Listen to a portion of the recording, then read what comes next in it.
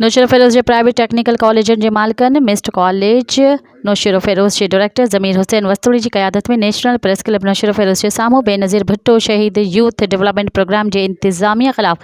एहतजाजी मुज़ाहिरो कयो वियो। मुज़ाहिरे में शामिल मुख़्तलिफ़ टेक्निकल कॉलेजनि जे मालिकनि मीडिया सां ॻाल्हाईंदे चयो त सिंध गवर्नमेंट पारां शुरू कयल बेरोज़गार नौजवाननि खे हुनरी सिख्या ॾियारण लाइ सिंध जे मुख़्तलिफ़ टेक्निकल कॉलेजनि सां MOU साइन कयो, जंहिं मूजिबि BBSYDP इदारे पारां हर ॿार ते कॉलेज इंतज़ामिया खे ट्रेनिंग जो मुआवज़ो ॾियण जो मुतालबो कयो वियो। इन मुआहिदे तहत ट्रेनर खे 4 महीननि जा मुख़्तलिफ़ कोर्स कराया विया, पर अफ़सोस इन ॻाल्हि जो आहे त बेनज़ीर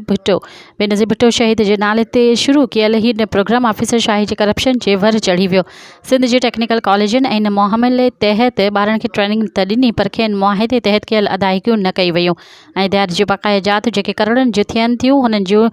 चवणु हो त संदनि इदारनि पारां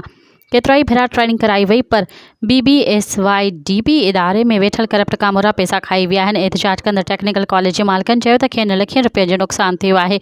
हुननि चयो जेको ॿारनि जी ट्रेनिंग ते ख़र्च कयो आहे उहो बि ऑफिसर खाई विया आहिनि। संदन चवणु हो त ट्रेनिंग कंदड़ ॿारनि खे पिणु वज़ीफ़ो ॾियण जो मुआहिदो थियल हुयो ऐं वज़ीफ़े जा पैसा बि ऑफिसर हड़प करे विया। एहतजाज कंदड़ सिंध जे वज़ीर आला सैयद मुराद अली शाह बिलावल भुट्टो ज़रदारी खां मुतालबो कयो त बीबी शहीद जे नाले ते शुरू कयल प्रोग्राम में करप्शन कंदड़ ख़िलाफ़ फौरी तौर ते एक्शन वठी ग़रीब प्राइवेट टेक्निकल